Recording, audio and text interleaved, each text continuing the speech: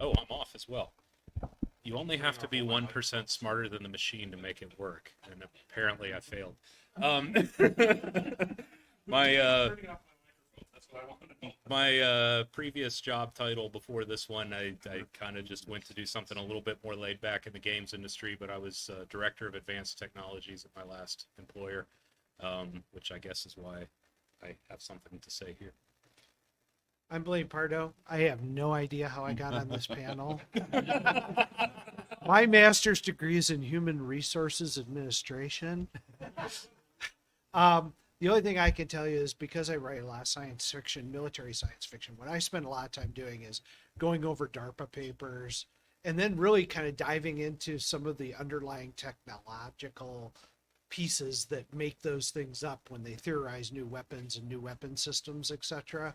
And I try to figure out where the technology's fallen short and what needs to happen in order for some of that technology to go forward. So that's where I spend my time on it. So I'm not a scientist. I know about gravity and stuff, but that's about it. Okay, well, thank you all for your answers to that. The next question I want to ask is I want to ask each panelist, what is your favorite example of a technology turning point? And I'll go in the reverse direction and start back on the other end of the panel. Yeah, I'm going to go way back because when you start thinking about the English longbow was considered basically to be the machine gun of its era. And when the invention of the crossbow came about, it made it so that you didn't have to have a highly trained soldier to be able to unleash a deadly and well-aimed shot. And the crossbow is, to me, one of those big technological leaps forward that kind of changed the medieval battlefield. It really moved away from longbow. So for me, that's where I tend to see it. The wheel. Serious answer. Actually, that is my answer, the wheel. But I'll give the reason why. There was some discussion in an earlier panel this morning about S curves or logarithmic curves in technology, and I would say that at this point in the 21st century, it's hard to tell whether we're on a logarithmic curve or an S curve. But the history of technology has largely been logarithmic or exponential growth since then. And the nature of exponential growth is very often that first beginning of it seems very, very, very, very slow because you're starting from such a low point. And the technology evolution from the wheel took a long time before you get any of the next major innovations. But then you hit things like more advanced weapons, the bow, then the longbow, the printing press, then the internet, and things speed up as you get more technology base under you. You have more to work with, and certainly the last 400 or 500 years have seemed like we've been on the exponential curve, and then the last 100 years even more so. People have argued that we're about to hit an S curve and things are tapering off. I think that remains to be seen. I'm not going to take a stand on that issue yet, but we're on one or the other, and I think it all goes back to the wheel. Example I'd like to give is the transition or the competition between Tesla's AC power and Edison's DC power. It's a fascinating example where there were two technological ways that more or less could have solved the problem of electrical distribution, but ultimately it was a nice case where the superior technology actually ended up winning in the end with AC. So I even did a little foreshadowing earlier of my answer, and everyone else was going to say penicillin or the transistor, and I was going to be the one with the quirky oddball answer of going back, hundreds of years. But it turns out I'm just a member of the crowd after all. And what I was going to say is domestication of the horse and horse technology like stirrups, etc. And one of the reasons for that is we've all read the one famous short story about the guy who's time travel steps on a butterfly and all the ripple effects. So the further back we go, sort of the more important the technological change is. Even if Q-rays or FTL had been invented yesterday, it wouldn't have changed our world very much today. So the further back you go, and the wheel was an excellent answer in the sense. But specifically about horse technology, one of the things that did was enable the Mongol conquest of effectively the world, all the way east into China, and effectively replacing their ruling elite, and all the way west into Europe. And this led to a large amount of basically genetic replacement. So the population, humankind has a different genetic distribution now than in an alternate history where, horses hadn't been domesticated or there were no horses or something. And I think that is one of sort of the ultimate hinge points of, what population is there. And if we had, other alternate scenarios of a rogue plague 10,000 years ago, or one small group, founder effects matter. So that's my answer.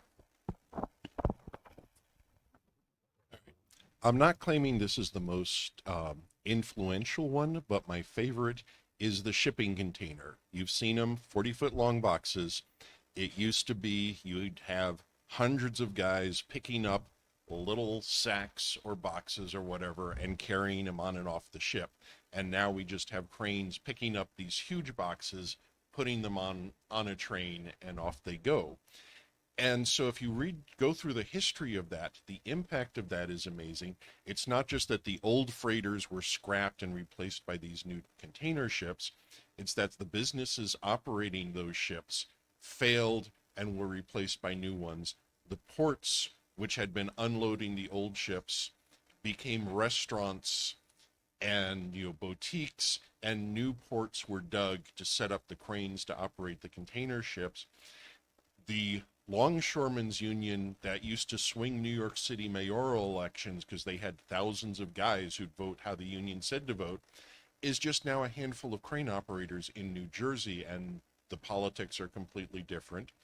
And the shipping container changed railroad usage so much that the Interstate Commerce Commission, which set rates, was dissolved. So this is an invention, seemingly a very simple invention. It's just a box that destroyed a government agency. And how often does that happen? The book to read on this is called The Box. And it's an excellent book. Thank you.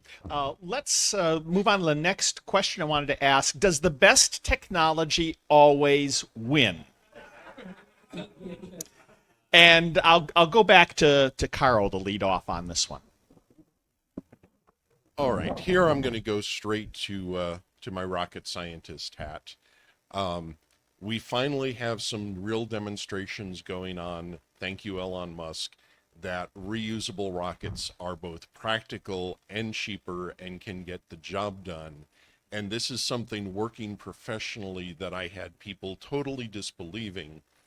And if you trace it back, it's because people were in such a rush to hit a deadline that they wouldn't, they had to go with ammunition rather than vehicles. There had been rocket-powered reusable vehicles, the Messerschmitt 163 in World War II, the X-1, X-15, whole bunch of rocket-powered planes showed that you could have a reusable rocket, but they were abandoned because people were in such a hurry because of the competition with the Soviets that they went expendable. And even when there was a push for a reusable follow-on with the space shuttle, to save money, they just defaulted to having an expendable external tank, expendable strap-on boosters, and that's what killed 2 crews of astronauts, because they kept going with the expendable design instead of having something truly reusable. And we're finally overcoming that 50-year mistake. I'm going to sort of break with the standard opinion here and say that, yes, the best technology does always win. And I would argue that, I'm not accusing anyone here in this room of doing this, but in general, there is a political desire to be smarter than the average person and say, the Dvorak keyboard, the VHS tape, there used to be trolleys in LA, but they were all ripped out. And it's only because that we've got this embedded thing where A supports B, B supports C, and C supports A that we get locked into one dynamic where a different one would be better. If only people were smart enough and took my lead as a graduate student earning $18,000 a year in the ecology department at Cornell. But they're all too dumb. I think that the more you know about capitalism, the more you realize, for good or ill, it's like absolutely ruthless at looking for every penny, every dollar. And so there are, in fact, switching costs when you've got an established technology. We're all familiar with how a siphon works. And, a siphon is a simple tool that will lift water up over a hill. So it's got this potential energy, but then the payoff, in a sense, of generating energy. So, if you had a lake up in a hill, you could siphon water up and over and then run a power plant off of that. And so in business, you're always looking for this thing where what can we throw 10 million, 100 million, however many dollars in, and then it will just start paying for itself hugely. So I do not believe that there's any technology where, streetcars, where, oh, if only we did $100 million investment. If that was the case, capitalism would discover that and do something about it. And, in the case of Elon Musk, we are seeing his, price of kilogram to low Earth orbit is insanely lower than anything else, and he's just ruthlessly driving it lower and lower and lower. Yeah, I'm bad at conclusions. Sorry. Yes, the example I gave was a government program. Well, Travis managed to preempt my answer to a little bit of an extent. My background is I spent about 15 years as a CTO of Qtrack Corporation. We were using a low-frequency, near-field wireless system to provide indoor location. And if you look at the physics, it makes a lot of sense. High-frequency signals bounce around. They have a phenomenon called multipath. It gets very difficult to tell. Are you looking at where the radio transmitter is, or are you looking at a reflection off the floor or off the ceiling or off a wall? And our approach used some really interesting near-field physics and long wavelength signals where the wavelength was actually longer than the range we were trying to localize at. And from a technical point of view, it worked great. I mean, we were getting, foot-ish kinds of accuracy. We could track individual people and tell pretty reliably what seat you were sitting in a particular chair.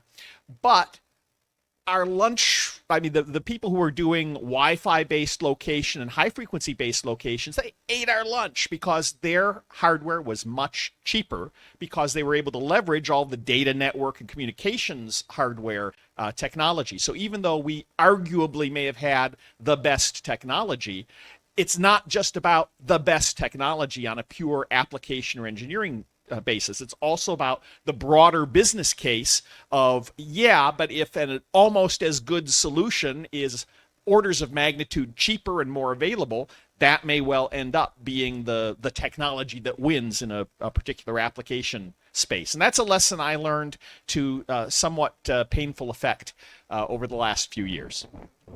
Can I follow up on that with just 30 seconds?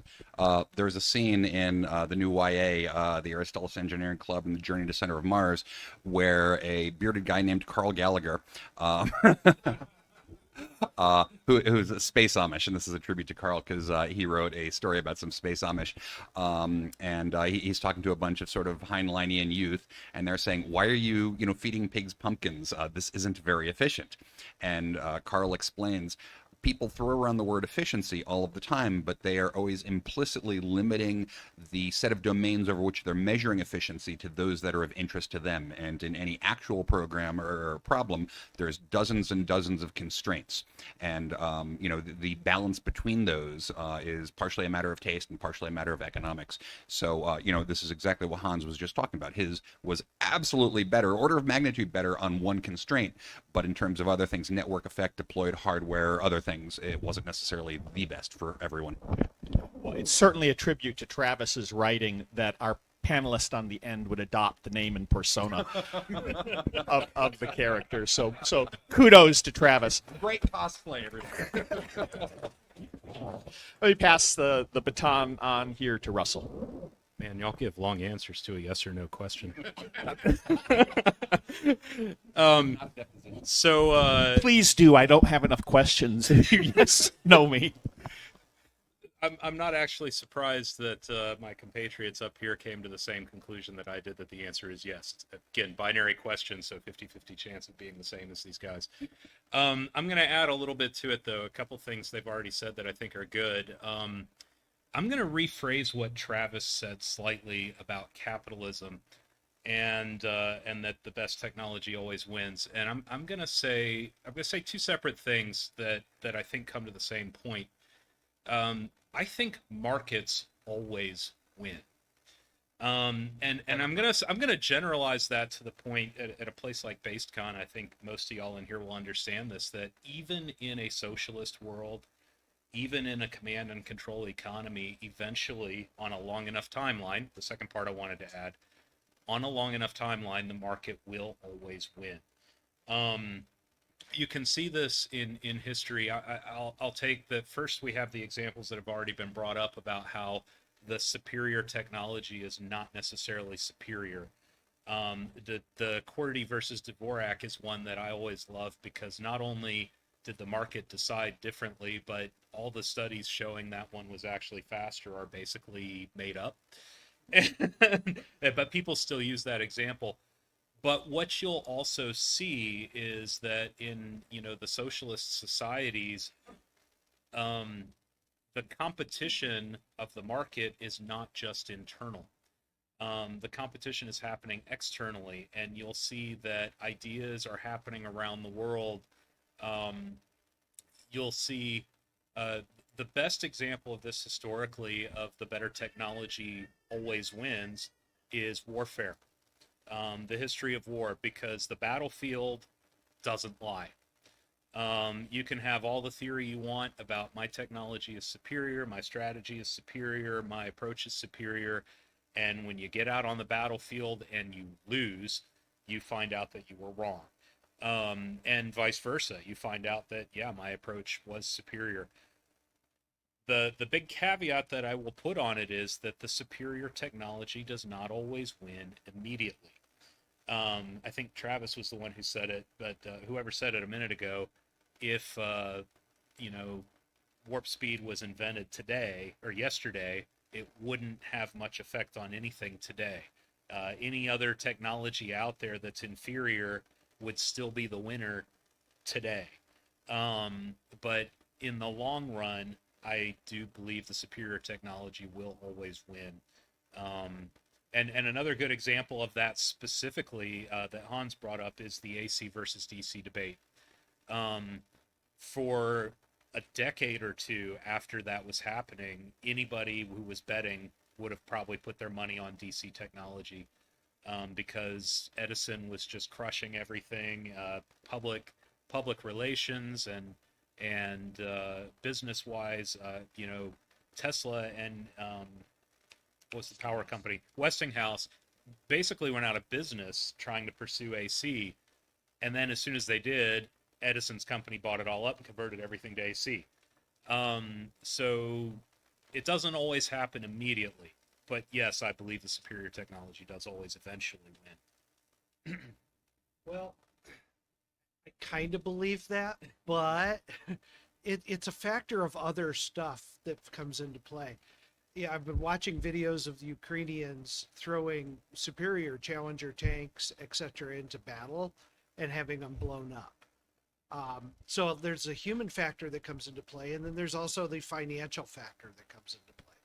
We're going through a technological revolution right now. It's being forced on us to go to electric vehicles, and they don't meet the actual needs of most Americans in terms of the mobility that defines who we are as Americans, and our desire to travel. How many of you could have driven here in an electric vehicle without stopping for 3 hours to recharge?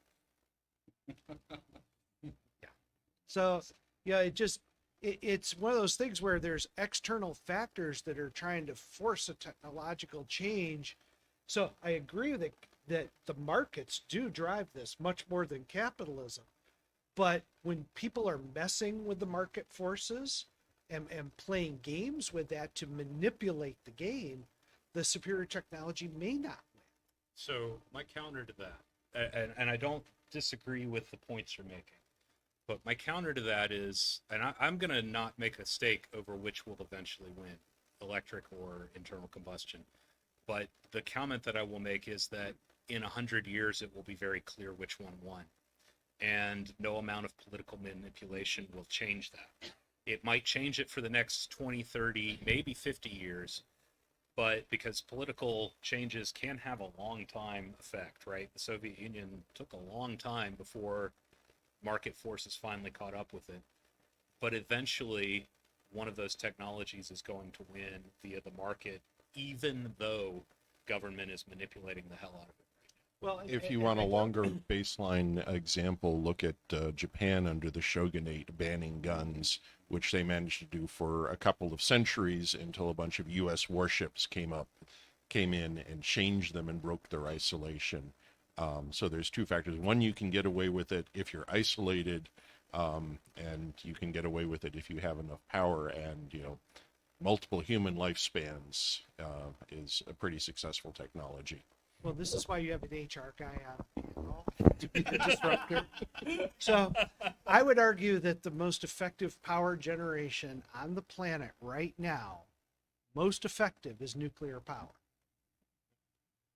Are we building any nuclear power plants? Well, but seriously, in the last 30 years, we have all but abandoned, in many respects, nuclear power as a power source. But we're told we need more electricity, so we're going to a less efficient technology, which is solar or wind.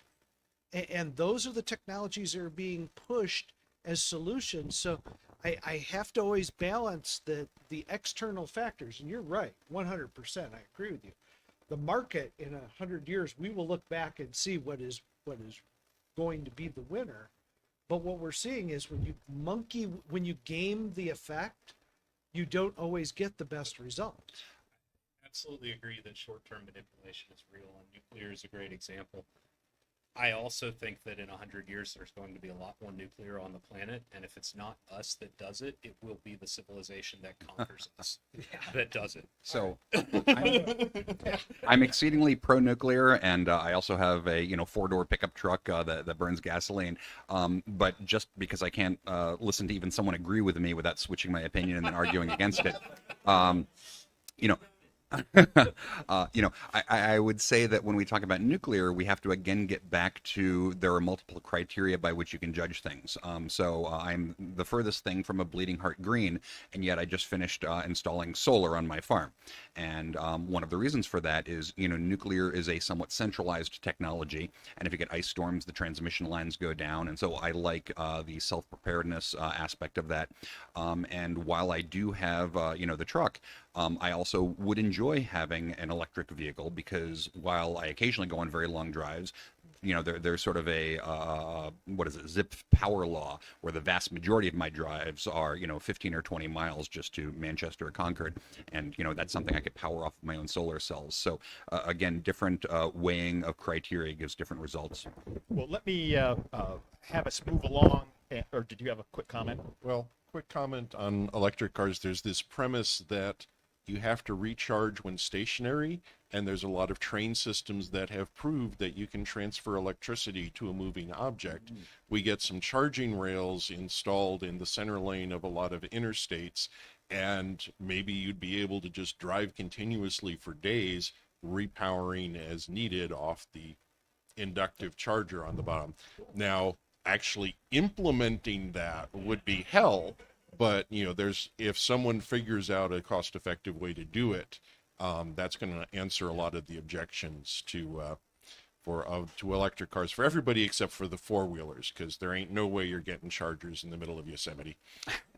Well, let me ask our panelists: how do you, when you're looking at technologies competing against each other, how do you go about picking and identifying which is going to be the winner? You're talking to someone who bought Beta.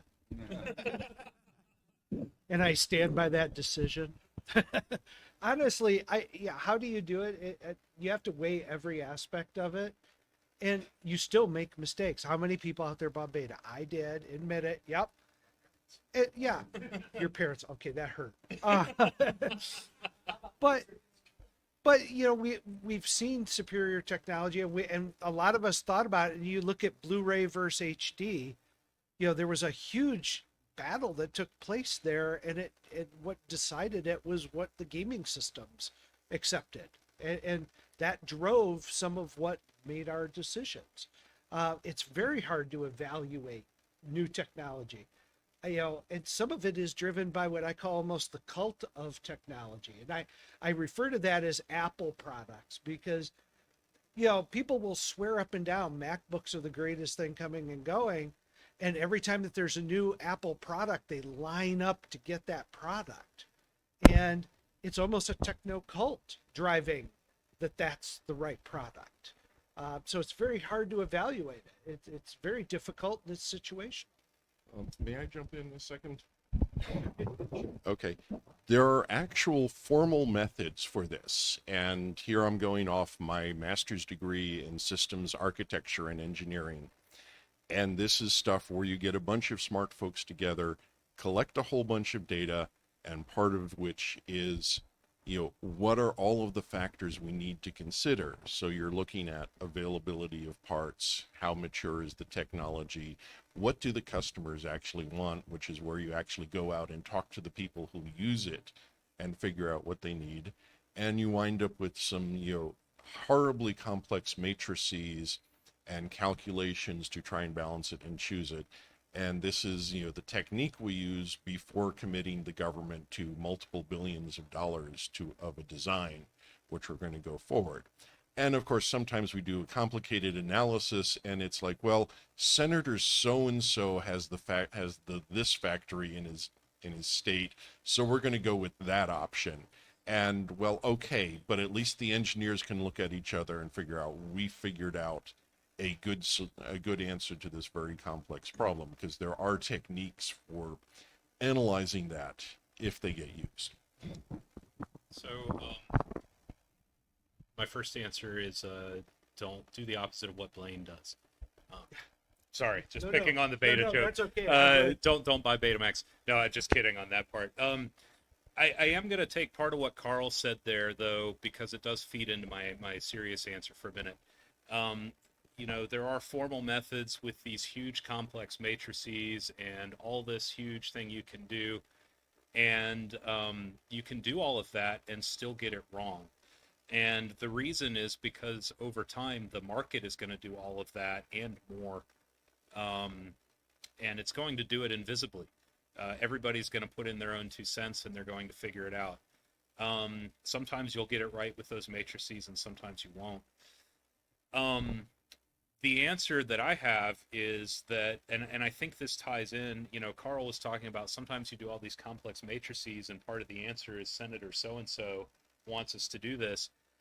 And my answer is that in that situation, that is the superior technology.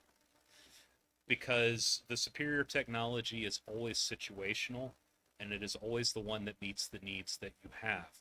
So if you're evaluating a superior technology, I think it's a mistake to try and evaluate which one is going to win the long term, and the right answer is to figure out which one is the best for you.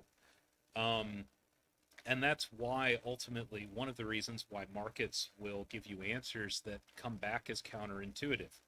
Because you might sit and think, well, this technology is better, but the millions of other users who are using it are looking at different factors because of what fits their lives, right? Travis on his farm needs the diesel truck for various workloads, but also wants the solar power and occasionally the electric vehicle for some of his workload, right? People who need to drive more than 3 hours and recharge are not going to want the electric vehicle.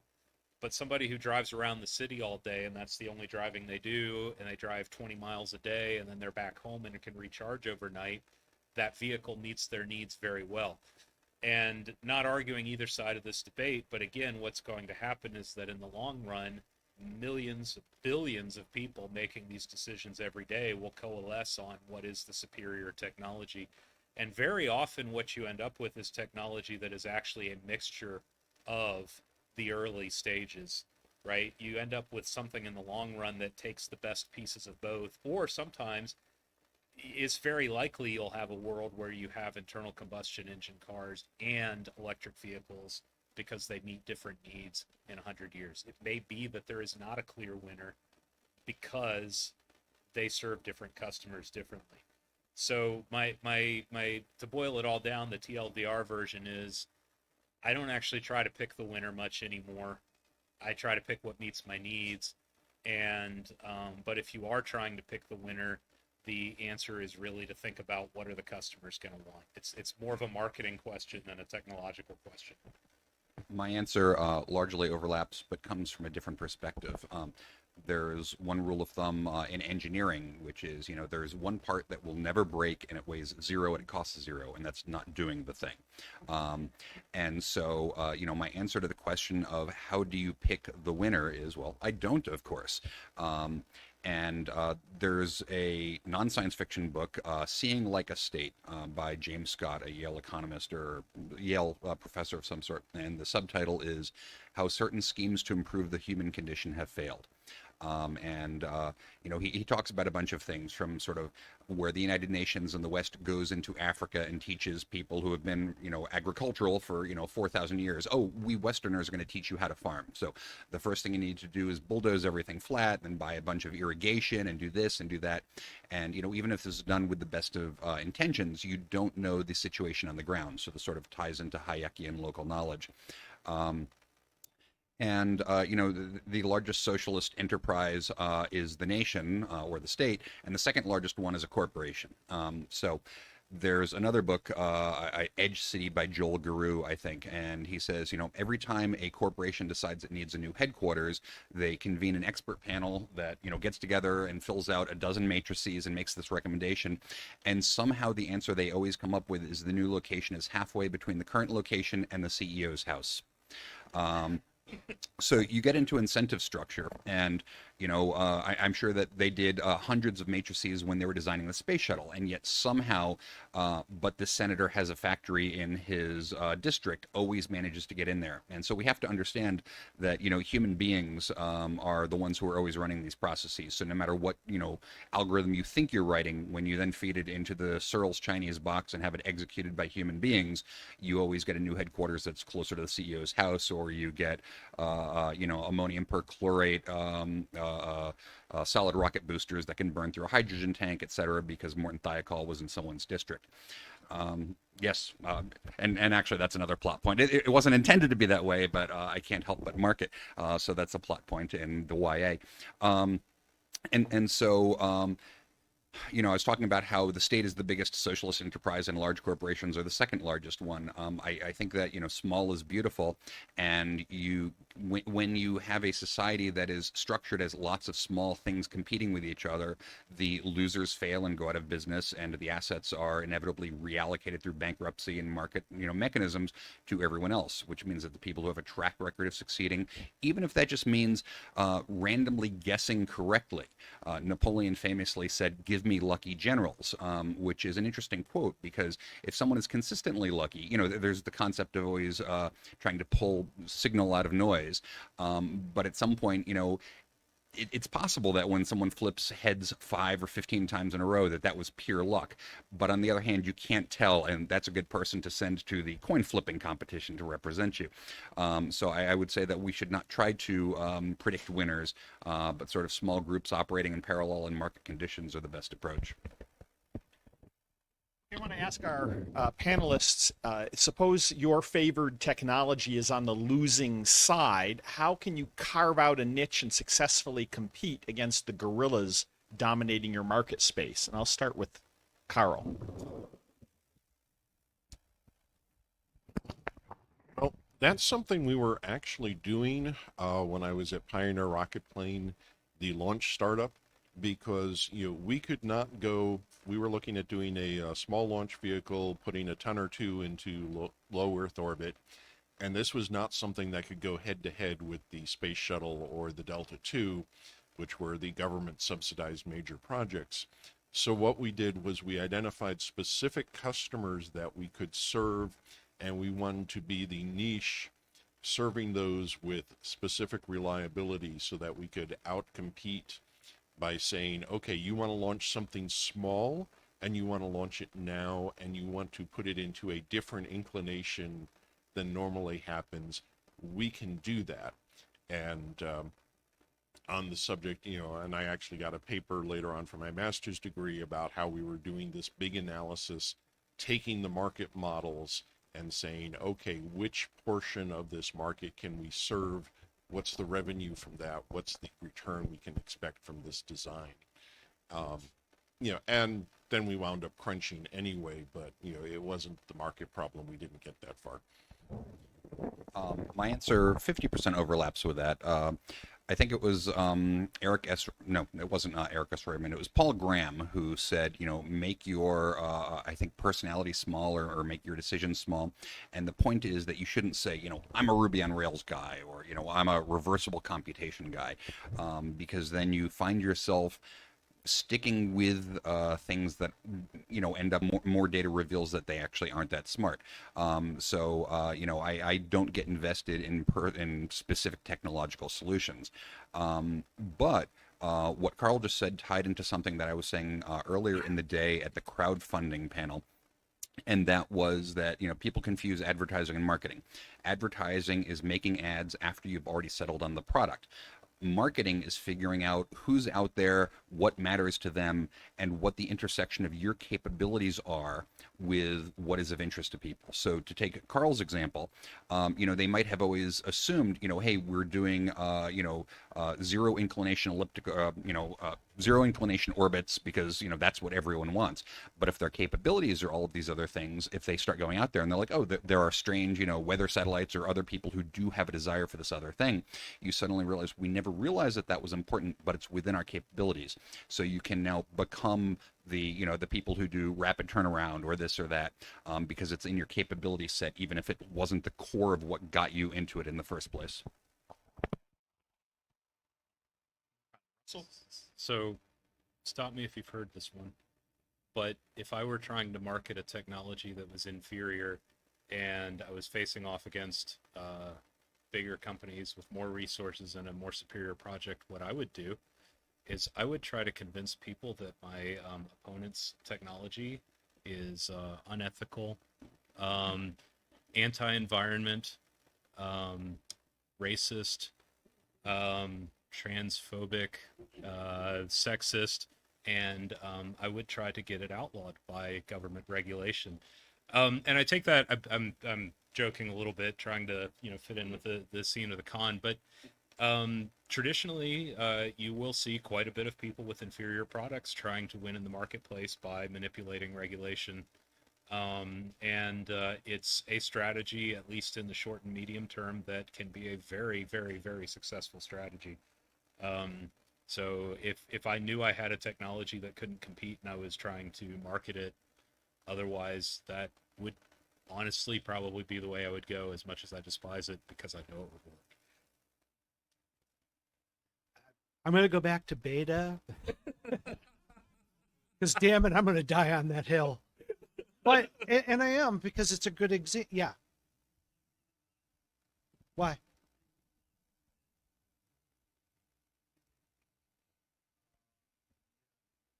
Well,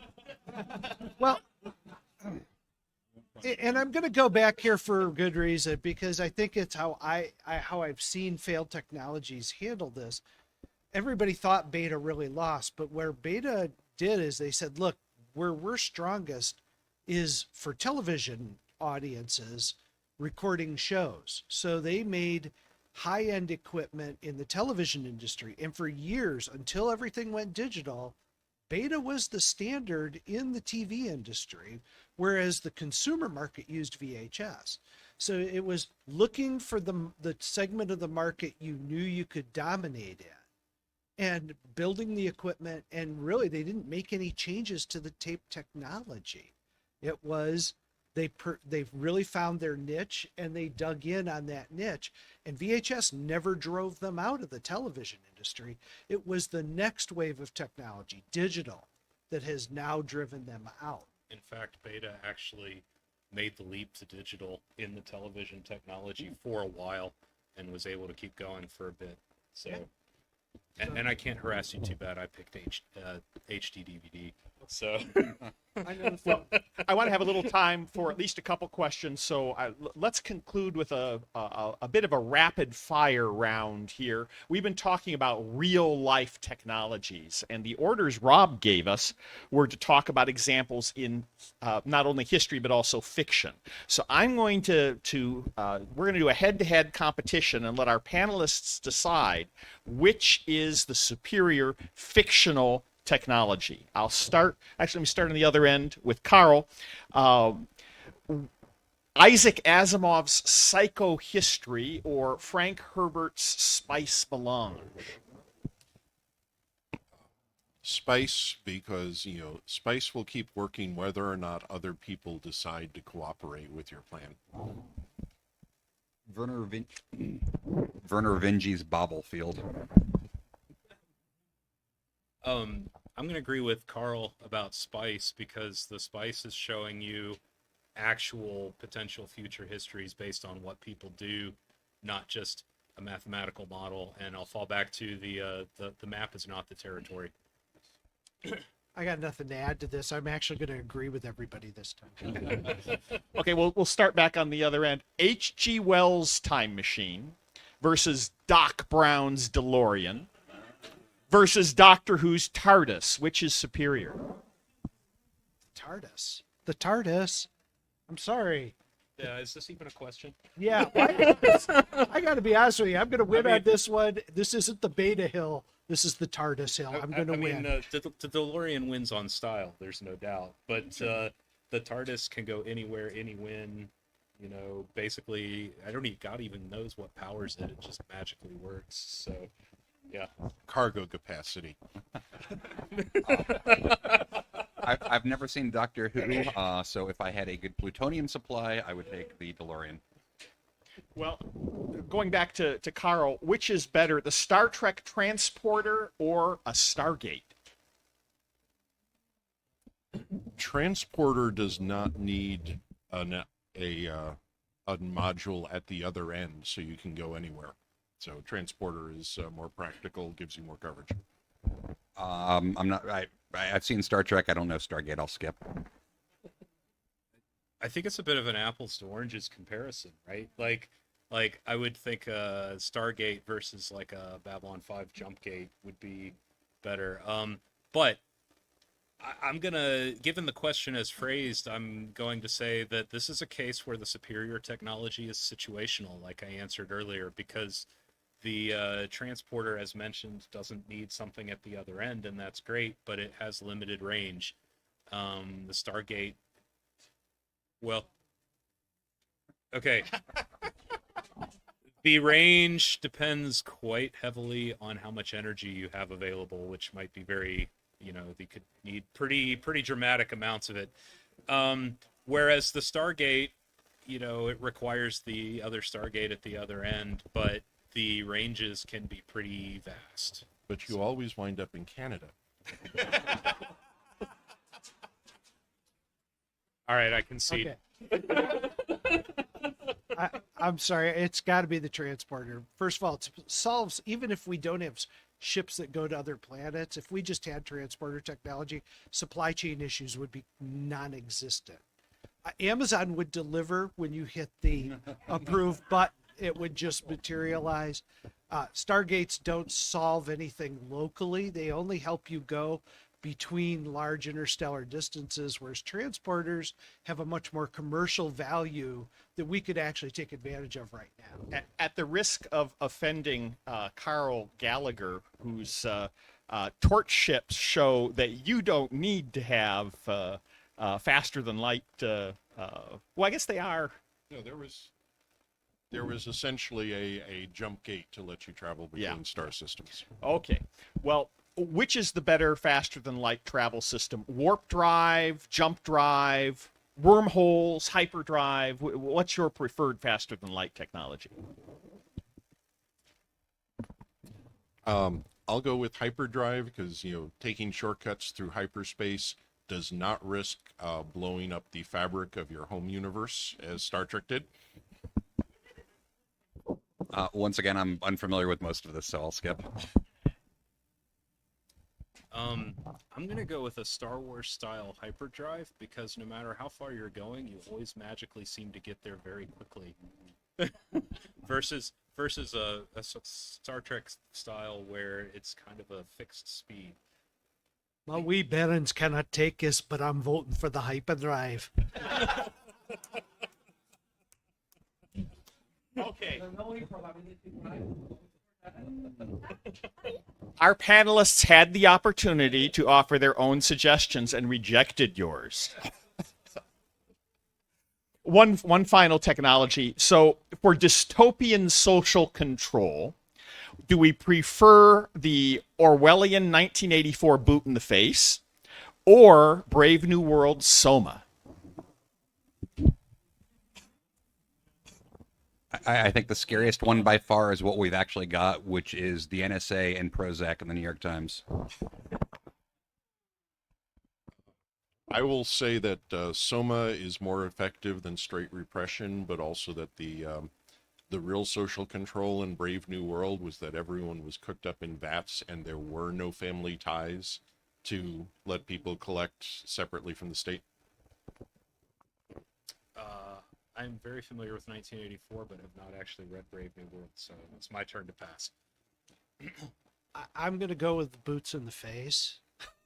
I think the Orwellian approach is more realistic. Well, I'd like to thank all our panelists. I will open it up for a few questions. So does anyone have a burning question in the back?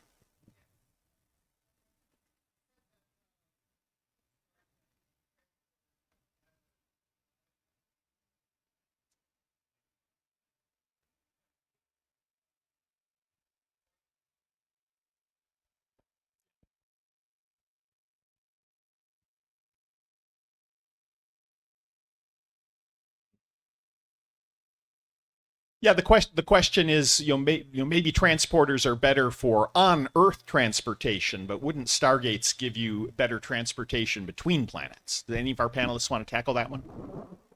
Yeah, I think you have a case where markets actually are really going to make a difference here again, and really would answer the question in the real world. So the question is that I find is, yes, there's value in quicker transport around Earth, but there's also the question. I think your point is someplace like other objects in our solar system, for example, that we know have huge quantities of particular natural resources that we don't have available here. So bringing that into the planet gives you a huge economic boost. I suspect in any real world situation where they both existed, they would coexist and serve different niches in the market and work that way. But the one thing, if we really want to take the question seriously for a minute, that I think is impossible to answer, given the fact that they both come from science fiction, is that the factor that has to also be considered is the energy cost of both of them, and it makes a huge difference. The Amazon might be able to instantly transport something to my house the instant I press the button, but if the energy cost of that is orders of magnitude higher than the value of the product I just bought, will they do it, right? I mean, we have technology now. They could drop it in my house with a helicopter, right, and get it there quickly, but the cost is just prohibitive to do it. So, again, in the real world, markets will always solve the problem. Yeah, and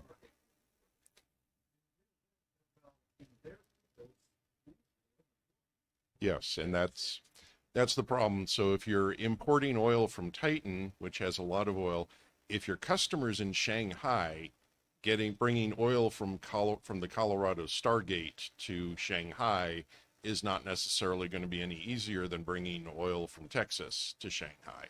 So it's not, you have a last 1,000-mile problem that's dominating most of your market. Okay, let me take one more question back there.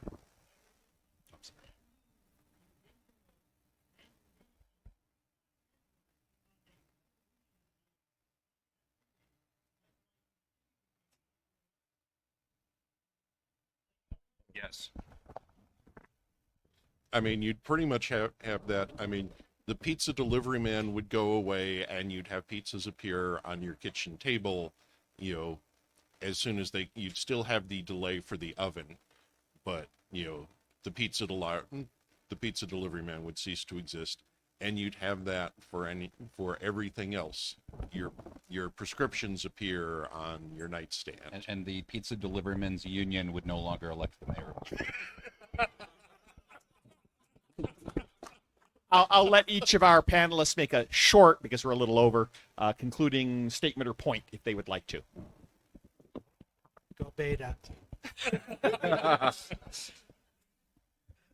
Pick the technology that meets your needs, and you will be okay, whatever ends up being the winner. I'll go 45 seconds, but not 60 seconds. I was in a discussion once about the cross-continental rail lines being built, and the first versions that were built were really sketchy. The bridges were bad, the cutouts into the hills were bad and everything, and I was arguing with some very bright sort of central planner type, and he was saying this was so stupid, we should have just done it the right way instead of having to do it over a second time. My counter-argument was the amount of wealth that is unleashed by finishing the first version, where we can, you know, immediately get across the country, more than pays for the second version. So crappy technology for V1 is often a win.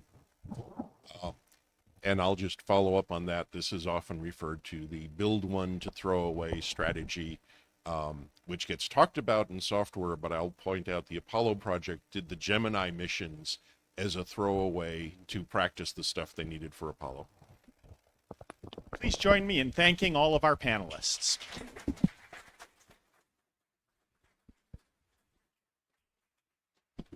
We will reconvene at 5 minutes after the hour with the canceled panel. I heard it was canceled.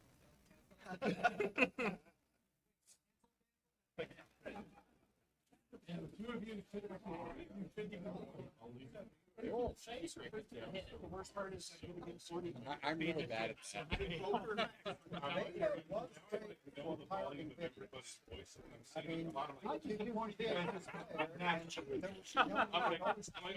That's really down a lot. Just a horrible mistake of my. It's Russell all the way to rank. Hey, you've got individual sliders. Why don't you just leave a set? If that's not enough. I don't want to have to put my mics on. Got it. So I put all of them down to about 50%, and then I started. Nice. It'd be a lot better if I could sneak this longer wire. Yeah. And these cables are a little short, so I'm always sort of like pulling and I'm Yeah, so I've got beta, actually. I did the whole analysis.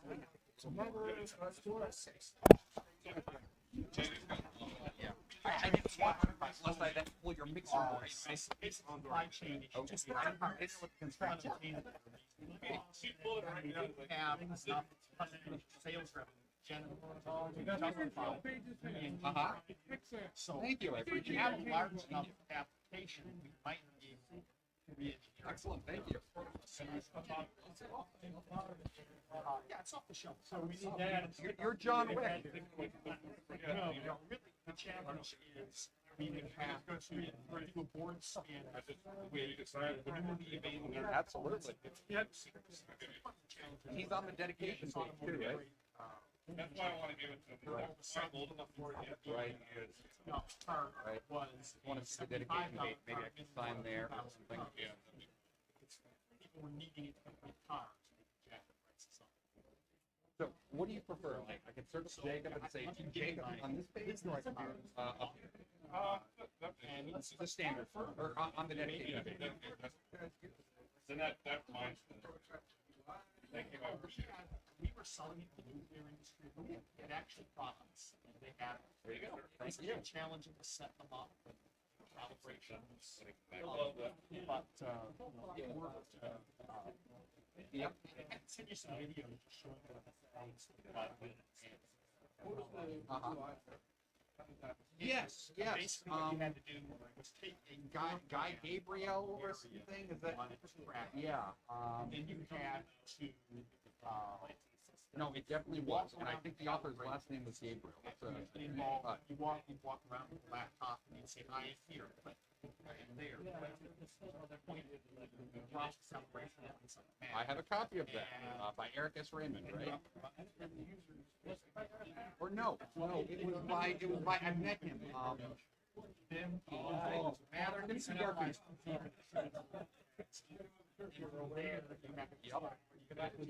Worse is Better by Richard P. Gabriel. Yep.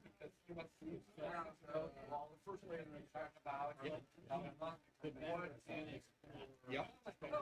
Yeah. And you know, this goes back into all of the different constraints. You know, better is better, but it might be 30 times harder to write a system that always has good error codes. And on the one hand, sure, over the next 50 years, it might be great to always have the good error code. But on the other hand, shipping now instead of in 10 years. It was kind of like 2.5. Because we can tell you Yep. I'm on another panel. I'm going to hit the bathroom and get a beverage before we start in about 2 minutes. with the basic version of technology, we're able to do about 6.7 we were working on a project with receiver. But I have a question. Carry in my GPS. It was just have to get data off of That nut that was tweeting about you. yeah. You lose your tax No, I haven't. if you can. In the basic version of technology. In the basic version of technology, it's more mature. It sounds like it was one guy. And then there was a receiver sent their RF data, started it, but got broken in like 2 or 3. But it's still like a handful of people. Yes. Why didn't anybody believe it? Right? It's like, and there's this sort of thing. Like, why should it's And that why receiver, couldn't Cattle see that it was this one person? yeah, They just decided at the end, then they didn't really like the power to. back to. I think that's so. They're With minimal I agree with you. process. I just don't. I couldn't trust anybody that's standing. they're being really silly. They were idiots because they really told the conservative base. Yes, they did. The receiver is They said we can't even tell the difference between this one person making so we can only track about. They just didn't want it. They didn't want the voice at all. When you Yeah. What they ended up getting was transport noise because receivers the kind of data. I made it public. right. Kind of just like cheap, like it's unintended content. I'm honest, but I don't know why they thought I would be quiet about it. It's so not my nature. Yep. You're an excellent person to talk about. But I think they were my wife's theory is they thought you wouldn't say anything because it would be embarrassing for you. Right. So they were betting I have the wrong book for this. Right. Well, they've done Yeah. realistic.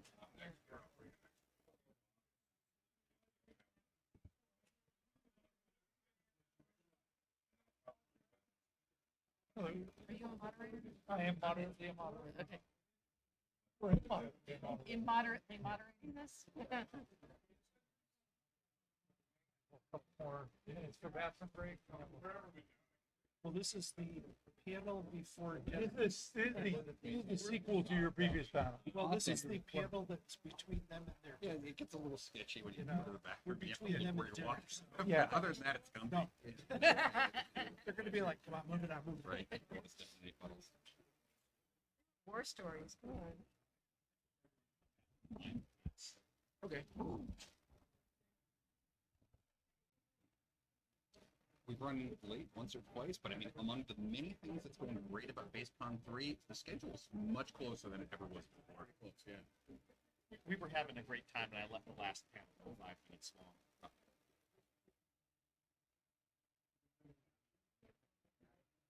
I figured if we're 5 or 10 minutes late to dinner, we'll probably.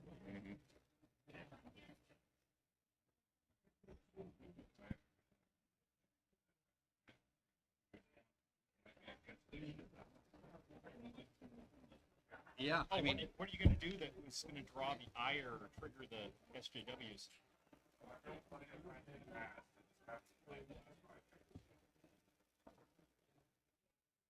I've heard more people grab me in the hallway and say the Cyber Byzantium thing is great. I can picture it. so compelling. So yeah, I think we've got something there.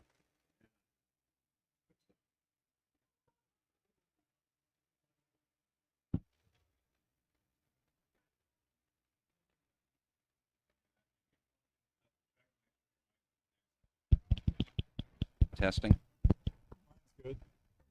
Test. Hello. Test. Test. Testing over here. Test. Test. We are ready to witness. Should we roll, Rob? Yeah, you ready? Yep. Now I not?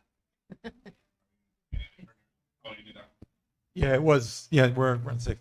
If everybody could have a seat and stop the back conversations just a little bit. This is the cancel panel. I'm Dan Gaynor. I was Vice President of Free Speech America for the Media Research Center, which meant I fought the media for 18 years and fought the issue of cancel culture, specifically either both in the media and Congress, which is how I ended up here. We've heard 2 nightmare stories, pretty detailed. So I thought we would briefly hear from the other panelists who've not gone into their own cancellation. Why don't we start with the Master of Ceremonies, Rob, and work across?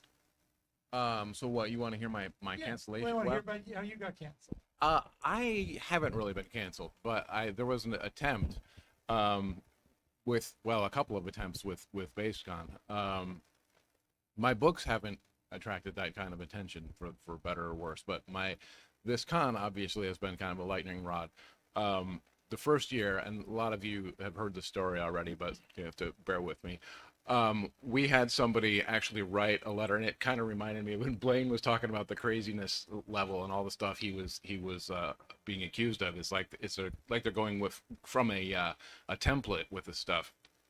We had I had scheduled this Airbnb. We didn't do it through Airbnb, which was good in the end. But we had this big place that we reserved for BasedCon, the first BasedCon, and we somehow I posted some pictures of the place online. Somebody reverse image searched or something and found the Airbnb listing. And contacted the owner and wrote this big long message. And the way I found out about this was I showed up at the venue a few weeks before the event was supposed to be, and because I was gonna take another tour to just see the facility and stuff. So the owner of the place met me there, and he comes. I park on his driveway and I start walking toward his house, and he comes out with this kind of funny look on his face, and he says, "Do you know someone named